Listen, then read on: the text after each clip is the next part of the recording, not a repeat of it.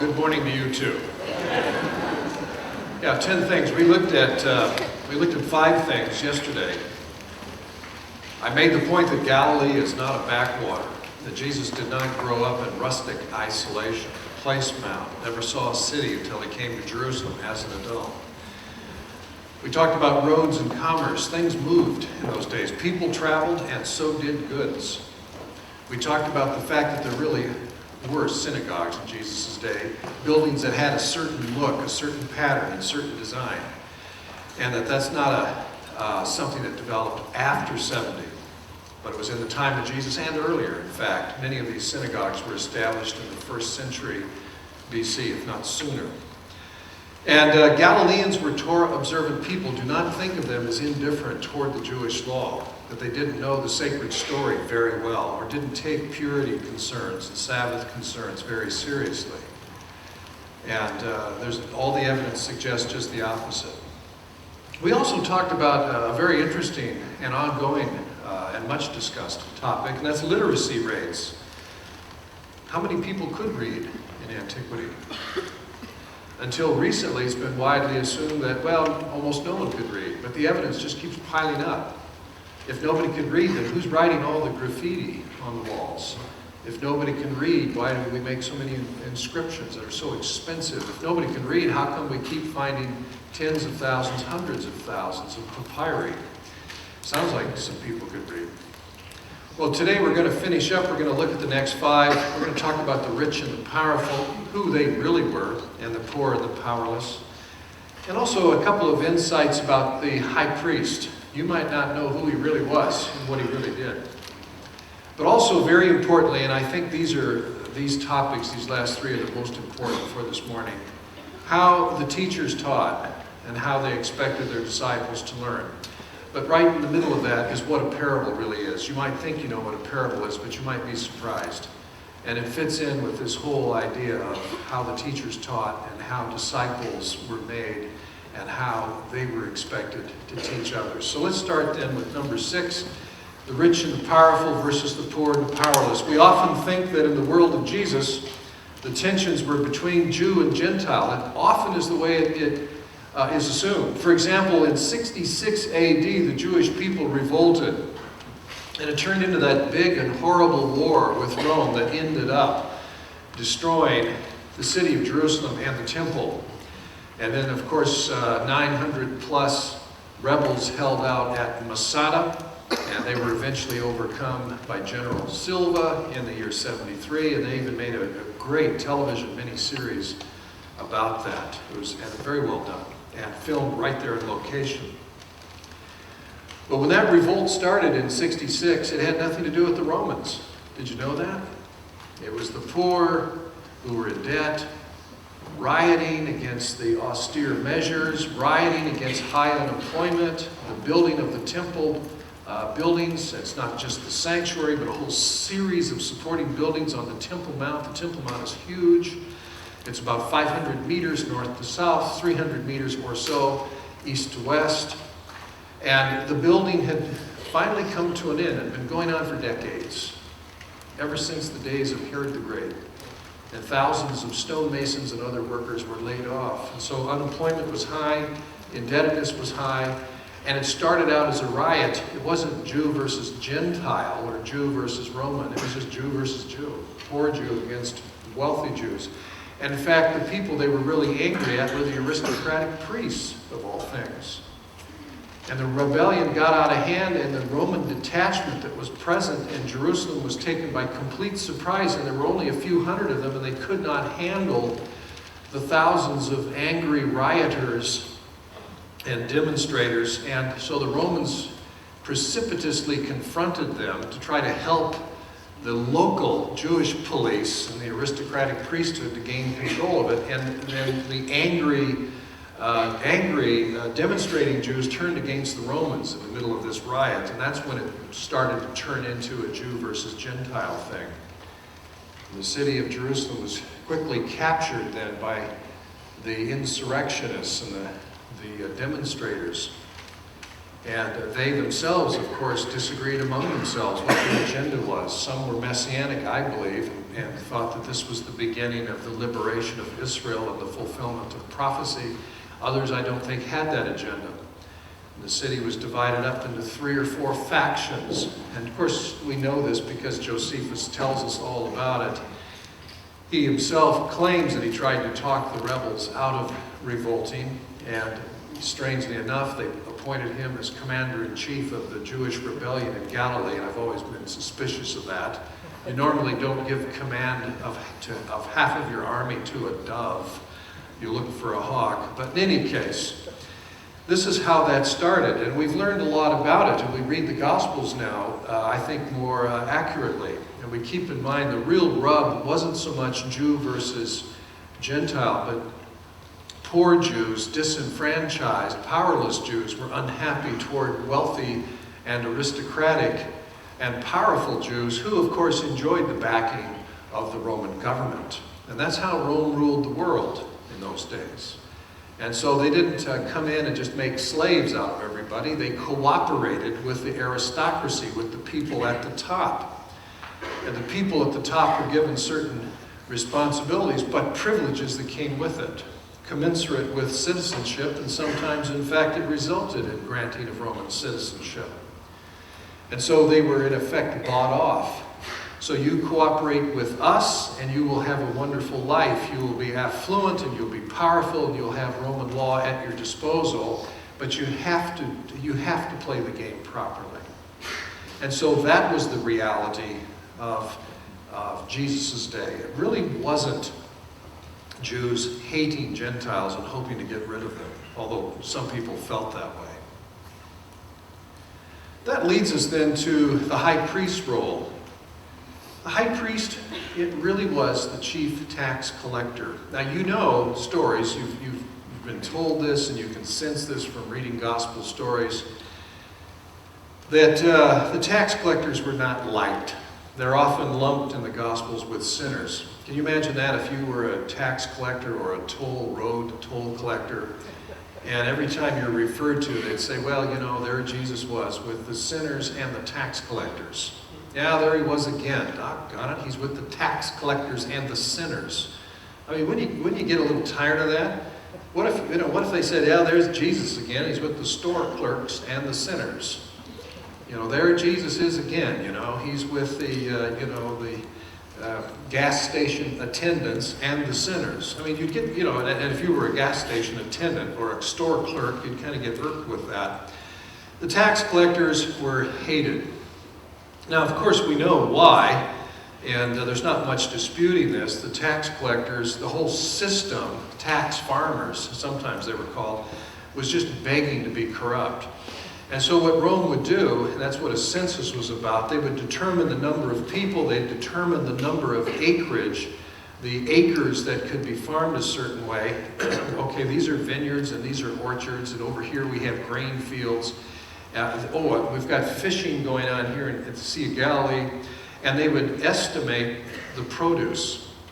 They would estimate the income, and then they would set the tribute accordingly.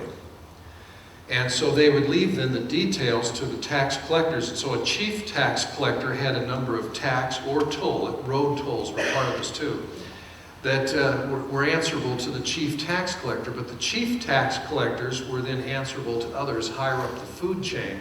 And it went all the way, as far as the Roman tribute was concerned, it went all the way up to the head Jewish person. And who was that? It was the high priest. That might come to you as a bit of a surprise. And in fact, in the ancient world, that wasn't unusual at all, because monies would be gathered and be placed in a vault that was either within a temple or part of the temple complex, and that's the way it was in Jerusalem. Did you ever wonder why banks, historically, look like temples?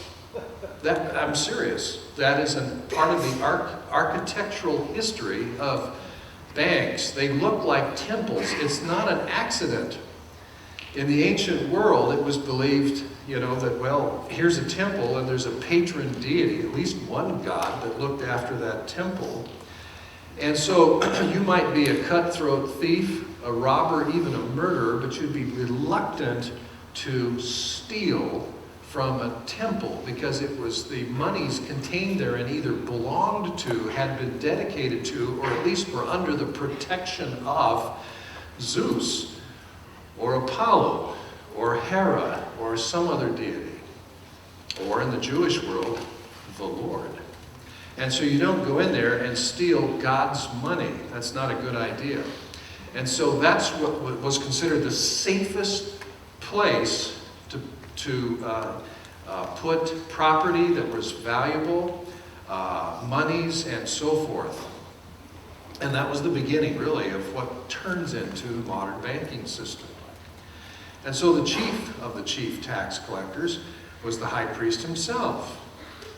And that's why, if you've ever wondered, in Mark chapter 12, Jesus is in the temple precincts, that men come up to him and say, "Tell us now, teacher," and they flatter him. "We know you're impartial, we know you're fair, we know that you don't kiss up to any human being. Is it right to pay taxes to Caesar or not?" Why was Jesus asked about paying taxes to Caesar in the temple precincts? Because the taxes paid to Caesar were gathered there. That's where they came, that's where they rested until they were sent to Rome. That's why he was asked there. And of course they thought that was a wonderful question to trip Jesus up, because if he said, "Well, yes, I think it is okay to pay taxes to Caesar," then this would disaffect his following. People go, "Oh, great. What kind of a savior, what kind of a redeemer is Jesus? He's apparently willing to support the status quo." And we hate it. If Jesus says, "Oh, no, don't pay taxes to Caesar. That's wrong." Well, his supporters would like that, but then his enemy, his opponents, would be able to rat him out as a preacher of sedition, if not treason, and have him promptly arrested, and that would end his movement. Jesus, of course, famously replied, "Give to Caesar what belongs to Caesar, but give to God what belongs to him." And that's, of course, the right answer, because the other answers are too simplistic. And the New Testament reflects that answer in terms of conscience and citizenship, responsibilities, and so forth. The New Testament nowhere encourages God's people to be rabble-rousers, to be beacons of light in a dark world, but not rabble-rousers and not murderers and not insurrectionists. So this explains then the nature of that question, and how the ruling priest was viewed with antipathy on the part of so many people. In fact, we've learned a lot. I responded to an interesting book, a very important book that came out in 1985 by E.P. Sanders. And I personally know Professor Sanders and regard him as a friend. His book, Jesus and Judaism, came out, but in one place he made a curious statement. He knew of no evidence of corruption in the priesthood and in the ruling priesthood and temple establishment in the time of Jesus. And I thought, what? Have we been reading the same sources? And so I've done some work in that, and there are about 20 places in non-Christian Jewish writings mostly that indicate that Jesus' contemporaries viewed the temple priesthood as seriously dysfunctional and corrupt. And so Josephus is one of the witnesses, and there are many other writings, early Jewish writings, rabbinic writings, and so forth. And so the high priesthood was hated by many. I'm not talking about the Christian movement. I'm talking about fellow Jews disliked the high priesthood. In fact, the rabbis taught in their tradition that the high priest and his possessions were destroyed first in the rebellion against Rome because they had not paid tithes. And there is evidence for that the ruling priest didn't pay tithes. That would be like saying, look, I'm the head of the IRS. I don't have to pay taxes, but you do. Do you think that would make him popular? You know, oh, I'm sorry, your taxes are going to have to go up. My salary is also going up, and I don't pay taxes. I think that would bug a lot of people. Well, that's the way it was in Jesus' day involving the ruling priest. And in fact, Josephus says that when the rebels gained control of the city, there were two things that they did immediately. One of them was They stormed the building where the records were kept, the IOUs, and they burned the records. Now that's one way to get rid of your mortgage. Don't we have mortgage burning ceremonies sometimes? Well, that's what they did. That kind of kicked it off. So everybody was suddenly debt-free by just burning the mortgages. The next thing they did was they ransacked and looted the high priest's home and found the high priest hiding in a culvert, and they grabbed him and killed him. Now that gives you an idea of that revolt. What were the real feelings, see? They didn't go hunting around looking for a Roman. They hunted down and killed their own high priest, and then installed another high priest. And of course Josephus pours out contempt on this. Oh, he's a rustic, he's some rube from the sticks. But this high priest that was installed, Phanias, it was a descendant of the high priestly family of Zadok, and that was very important to them. This was part of their hopes to restore and spiritually refresh Israel. Now let's get to the topic that's very important to me, topics 8, 9, and 10. And if you want to understand the world of Jesus, and especially how Jesus taught, and how he expected his disciples to learn his teaching and then teach others, this is very, very important. And this ultimately will supply most of the answer to some of the radical skepticism that's been floating around in recent years. And I'll mention his name only because he is so well known publicly, and he gives public talks, and he's in public, he's in television media a lot. That's Professor Bart Ehrman in North Carolina. I've known Bart for 26 years now. And this has to do with why the Gospels read differently.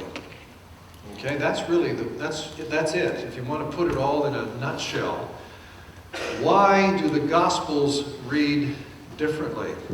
How is it that Jesus tells the same parable, or let's put it this way, the synoptic evangelists tell the same parable 2 times, 3 times among them, and yet the wording is not identical? How is it that Jesus utters the Lord's Prayer in the middle of the Sermon on the Mount in Matthew, the Sermon on the Mount, Matthew 5, 6, and 7, and it's right there in 6. Yet the sermon, or the Lord's Prayer, is in a different location in Luke. It's not in Luke's shorter version of the sermon, Luke 6. It's in Luke 11, when Jesus is on the road, wending his way southward from Galilee to Judea. And why is the wording somewhat shorter and slightly different here and there?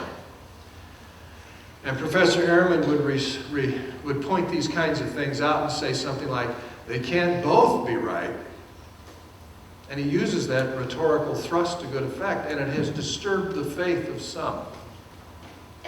Okay, so this is really important, what we're getting into now. So how did the rabbis teach? And that includes Jesus, who was called a rabbi. He was more than a mere rabbi, of course. He was regarded as a prophet, he was regarded as the Messiah, and he was confessed as the Son of God. But he was known as a teacher. So how did he teach? Well, repetition, of course, and endless analogies and examples from everyday life, folk wisdom, example, parables, story, and so on. And by example, I mean acting it out, the way he would actually walk or do something and do something with his hands or illustrate something. Now this was the way teachers taught, and there's nothing about Jesus' teaching that would suggest that he was at variance with the ordinary ways of teaching. Now I'm going to come back to his distinctives in a moment, but let's now go to topic number 9, what a parable is. Now, some of you have probably heard from Sunday school, the first time you even heard the word parable, you wondered, what is that? And someone explained, well, what it is, it's a simple illustration from everyday life Well, that is often true, so you were not misled. But if you concluded that that's all a parable ever is, then you will be confused sometimes by some of the parables you find, not just in the Gospels, but in the Old Testament as well. They are more than just simple illustrations. Sometimes they are that, but often there's something else. But now let's just talk not about the Greek world and what parable meant to them, but the Hebrew world. The Hebrew parable is called a mashal. Mashal can be translated with the Greek word parabole, parable. It can also be translated as proverb. In fact, if you look at your Hebrew Bible and you look up the book of Proverbs, you'll discover its name is what? Come on, you Hebrew scholars. The book of Proverbs in Hebrew is called Meshalim. That's the plural of mashal. Isn't that interesting? So it could just as easily be called the book of parables. But no, it's better to be called Proverbs because that's what they really are. The book of Proverbs, Proverbs. But the Hebrew word mashal can mean proverb, it can mean parable, it can mean allegory, riddle, enigma, even a song, as well as proverb. That's mashal. It's very involved compared to the simpler comparison, which is what parabole means. To take something and throw it alongside something else to illustrate it. Typically, it's like, well, now let's see, how can I illustrate the love of God? Let me see now. See, that's an abstract. Let's see. Oh, I know. It's like a man who, and then you tell something in a very concrete, down-to-earth way, and I get it, of course. So I see. That illustrates this abstract principle of the love of God, or the kingdom of God, or the idea of forgiveness, or the idea of, servitude, compassion, or whatever. So parables can then illustrate these things. So they make clear the meaning of something, but they can also sometimes provocatively make something a little obscure and force you to go, huh? You're not quite sure you got that. You walk away and you think, I'm not sure what that means. And you're being challenged. If you want to find out what it means then, you better keep learning and listening to this teacher. Let's take a look at a few examples of parables, and I have some favorites. The one that for me is a favorite in the Old Testament is 2 Samuel 12, Nathan's parable of the ewe lamb. Now this is an interesting one because when David hears the parable, he doesn't know he's hearing a parable. So in other words, parables indeed can be very true to life. So true to life that unless you've been informed that it's a parable, you might not know it, at least initially. Now David has sinned grievously. This is the same David that through Nathan the prophet, the Davidic covenant has been given. 2 Samuel chapter 7.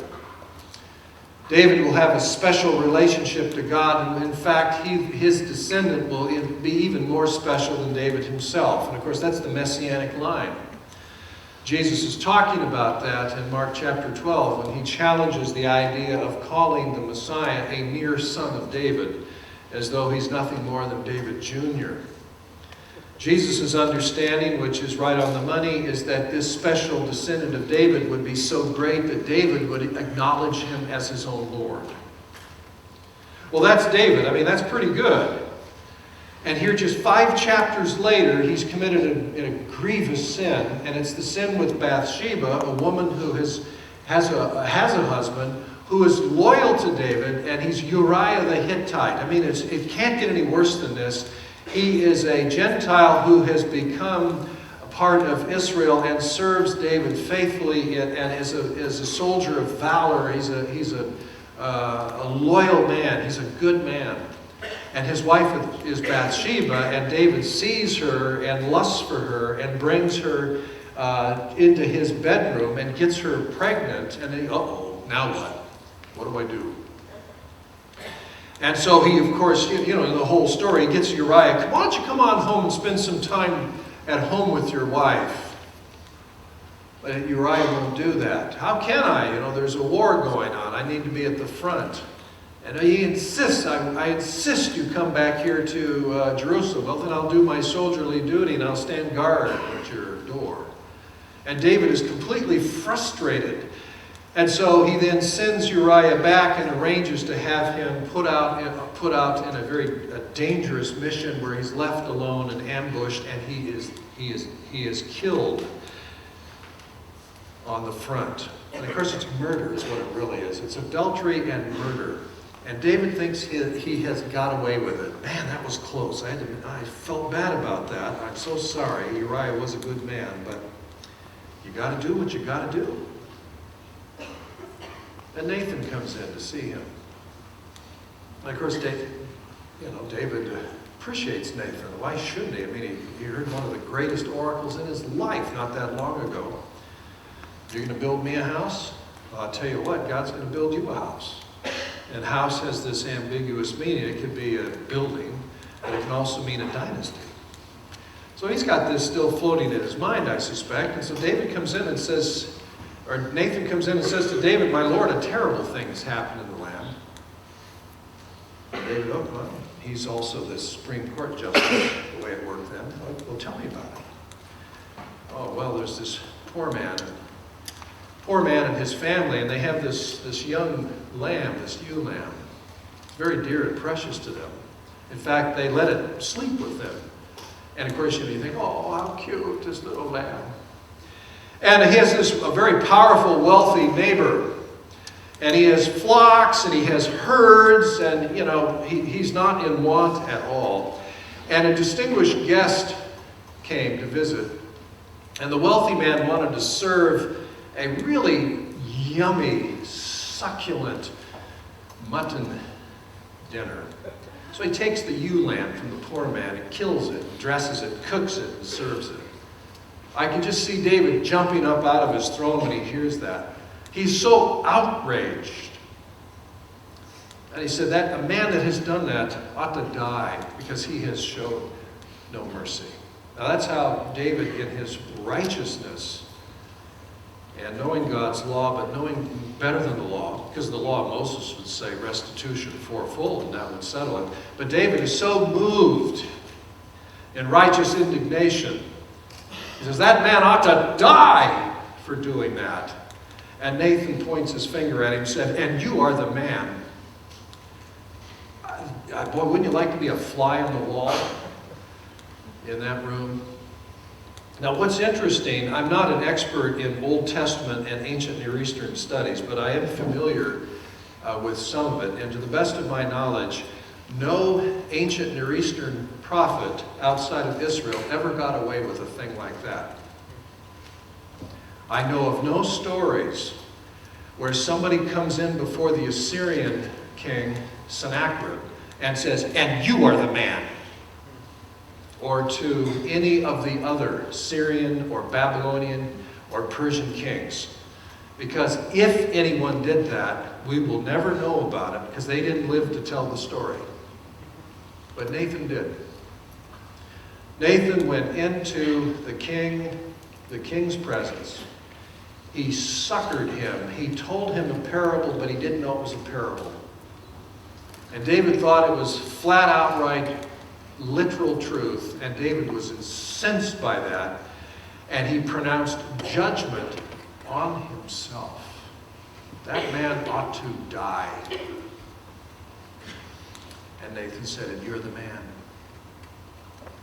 The reason Nathan lived, and the reason we know the story, is because David said, I have sinned.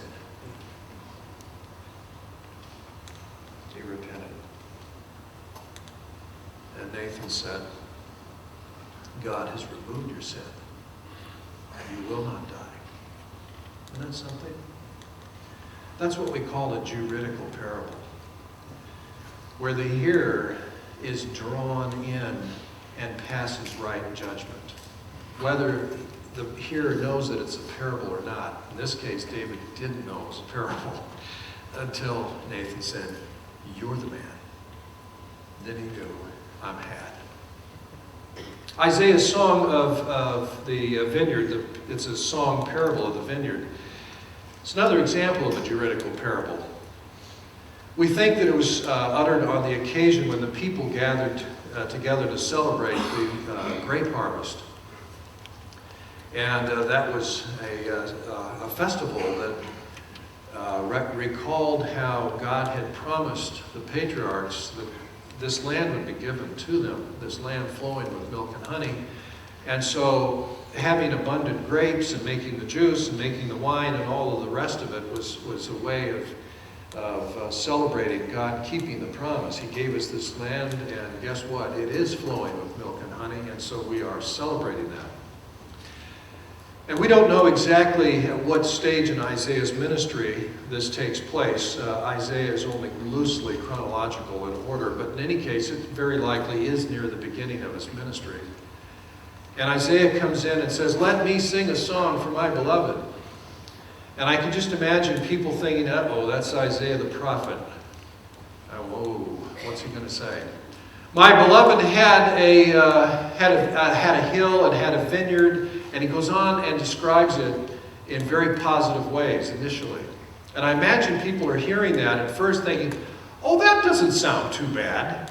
It's high time for Isaiah to have something positive to say or sing about.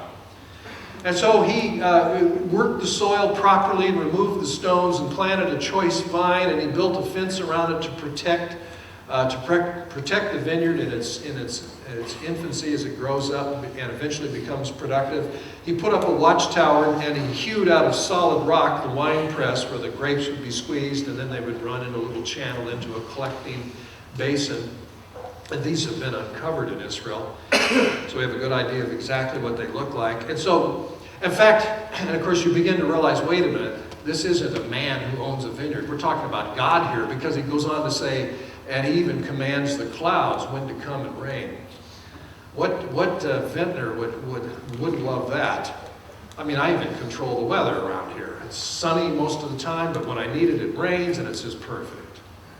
And of course, you know how the song goes. It quickly goes negative when he says, and so when the time came for the grape harvest, having done everything perfectly, the grapes come in, and they're no better than wild grapes.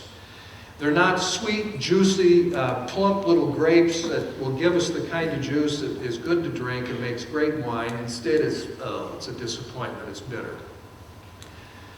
So judge between me and my beloved, the prophet asks. And see, there's the juridical element. You've been listening to that, and you think, well, a vineyard like that ought to be plowed under.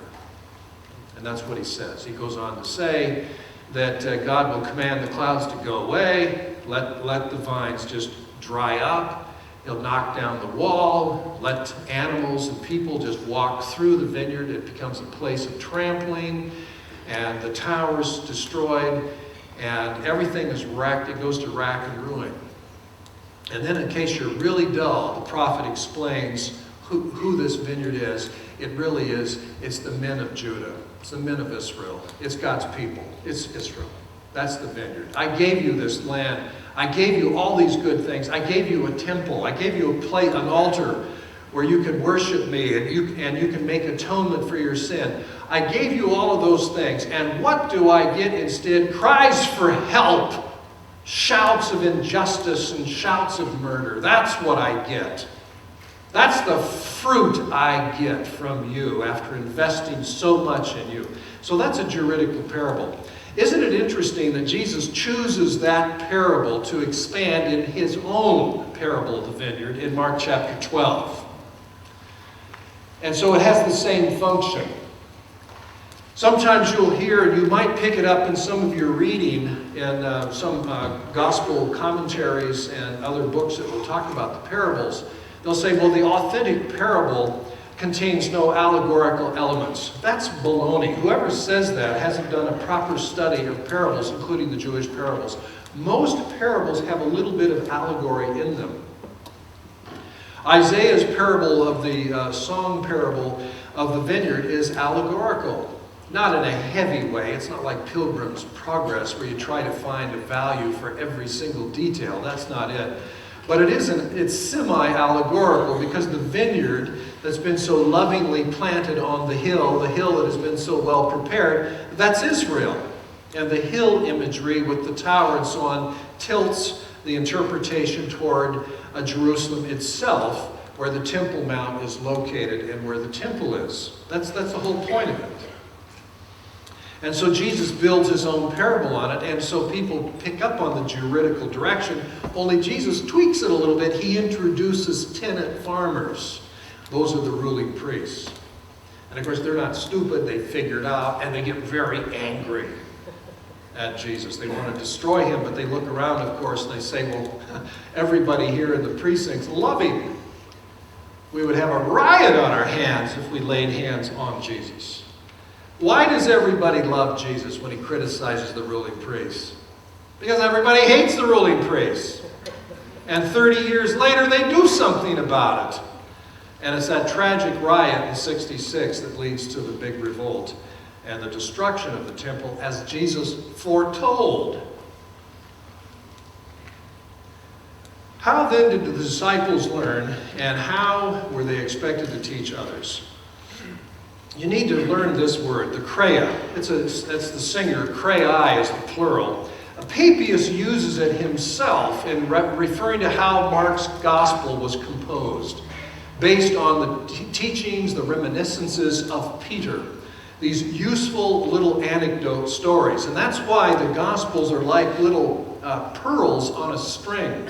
Each saying, each pericope, as we say, each little engagement and encounter where somebody asks Jesus a question and he responds, or he goes someplace and he heals someone, or he has this little teaching or parable or whatever, these are, for the most part, kreai that have been strung together by the evangelists. But here's the interesting thing that comes back to answering the question that I mentioned at the very beginning. And that is, why are there differences? Because they're supposed to be. With these kreai, the way people were taught is you don't just memorize your teacher. Any dope can do that. And in antiquity, people memorize things all the time. I mean, that staggers us. You know, somebody says, here's my phone number. Wait a minute. Let me to remember a few numbers is impossible. But in antiquity, people would listen to things and you just hear it twice, maybe 3 times, and you could repeat it. Their brains were trained for that. Ours are not. And so just to memorize the teaching wasn't to say, oh, I'm now discipled. No, you're not. You need to learn then what to do with it, how to expand it, how to contract it. You needed to know how to edit the beginning of it so it would fit in with a chain, a sequence, logically, helpfully, edifyingly fit in, how to adjust the ending of it, placing it into a new context. That's the real education, not simply rote memory.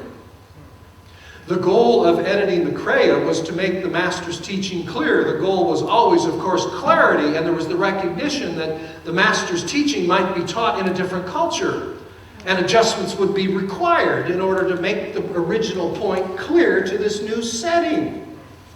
People who don't think that way and don't, in fact, follow this custom, well, let me think now. How do I make that clear? Missionaries face this all the time.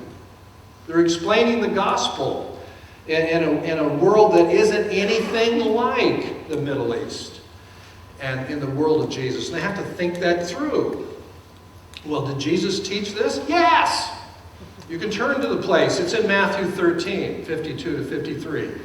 He has been teaching parables and giving a number of illustrations about what the kingdom of God really is. This has been a very important teaching session. The kingdom of God is the core of Jesus' message.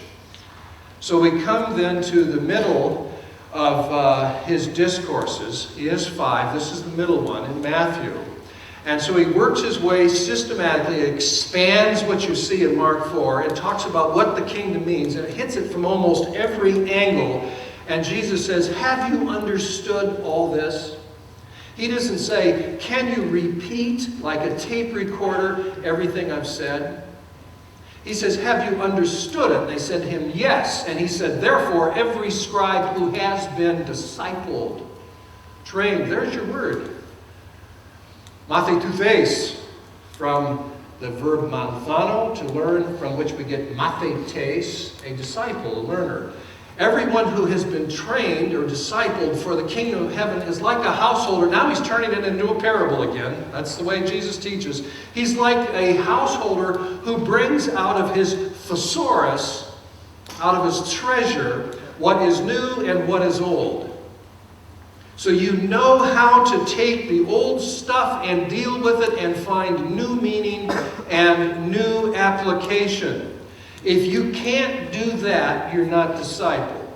If all you do is say, I can repeat it word for word, that's good. You're getting started. But it's when you know what to do with it. That's hermeneutics. This explains the nature of the Gospels, why parallel stories and sayings exhibit differences and sometimes are located in different settings. The Gospels are not video recordings of the ministry of Jesus. The disciples preserved and shared the teaching of Jesus as Jesus himself taught them. The Gospels reflect what Jesus taught. Not just the raw content, word for word, but the hermeneutic and method that he imparted to his disciples. And there we see it in the Gospels. Now, I would love to just go on and talk about that, but you've got some great faculty, and they can do that. This can be pursued further in your gospel courses. But this is the reply to Ehrman, and I've done that in dialogues with him and so on. So what you're getting from him, his skepticism is based ultimately on a brittle fundamentalism. That's the irony of it. And this isn't my idea, he's been widely charged with that. Bart, your epistemology, your hermeneutic, your theology is fundamentalism. And I could give you illustration after illustration from some of our debates. I have just a minute, and I wanted to entice you to come back for the 10 o'clock discussion time, because this is the kind of stuff we will look at. We'll say some more things about the world of Jesus, and at the same time talk about archaeology and the adventures that could happen to you. The world of Jesus is still around. We can go visit it. It's a world asking to be uncovered and discovered. It's an adventure waiting to happen. I'll tell you about that odd-looking thing in the lower left if you come back at 10. I'll tell you a little bit about that odd-looking guy with the knee pads in the right if you come back, along with graduate students in a hole. Can you dig it? Can you sift it? Can you find it? And will you share it? Thank you.